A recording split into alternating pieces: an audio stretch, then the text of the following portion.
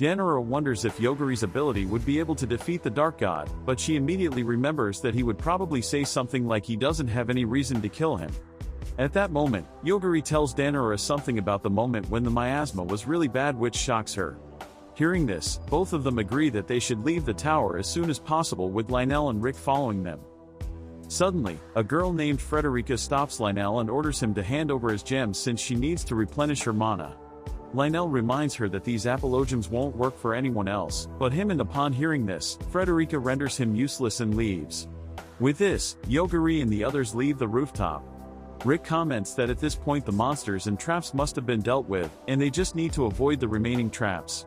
Despite his warning, Lionel somehow manages to get himself in trouble and blames it on his luck. Danora suggests that he tie his apologems to his arm so that he can be instantly revived. Following this, they come across a room and Lionel enters it without any precautions and gets trapped. Upon hearing his screams, Rick and the others also rush in, only to witness countless dead bodies and women standing there. Rick recognizes her as Teresa and questions her presence there since she is already a knight. Teresa informs him that she overlooked some regulations and her qualifications were revoked.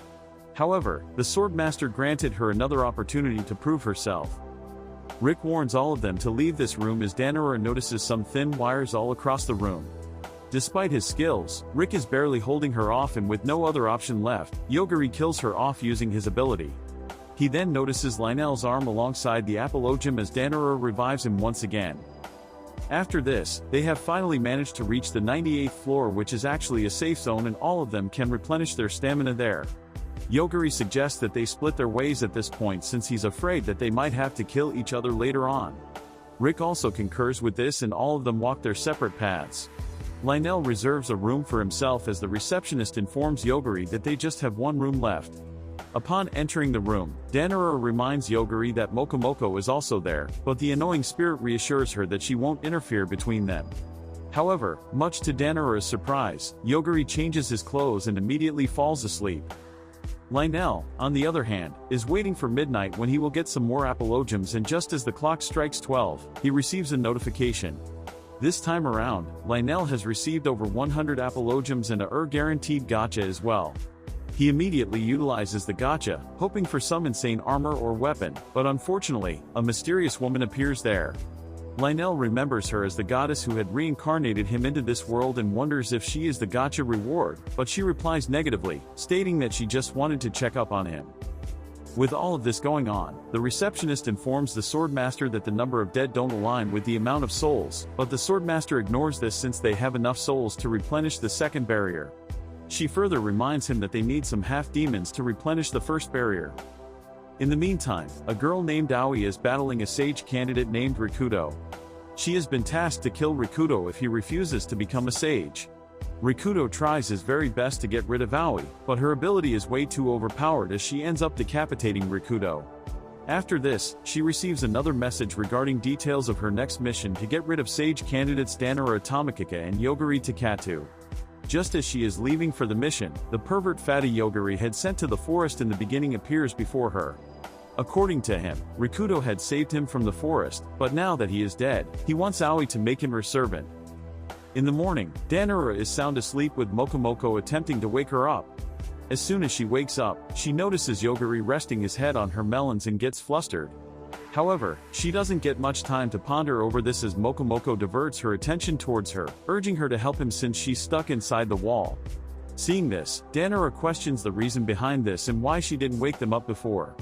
Mokomoko tells her that she didn't want to disturb them after witnessing Yoguri clinging to her. According to her, the tower is somehow sucking the souls of the dead to a single place, and since she is also dead, the tower is also drawing her in. In the meantime, Yoguri also wakes up and suggests that he gets rid of the absorption function. Even though he is not sure about it, he still utilizes his ability and succeeds.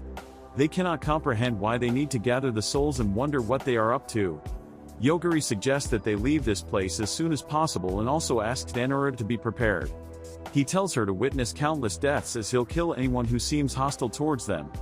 In response to this, Danora tells him that she's always been prepared and that it would be selfish to complain about how he saved her. Hearing this, Yoguri starts blushing and turns away his face to avoid eye contact with Danora. It is quite evident that Yoguri has fallen for her. In the meantime, Aoi and the fatty pervert come across the Thunder Dragon as the fatty suggests that they run away. Upon being questioned the reason behind this, Fatty comments on how Aoi's ability focuses on negating any cheat abilities, but this dragon doesn't possess any cheat skill.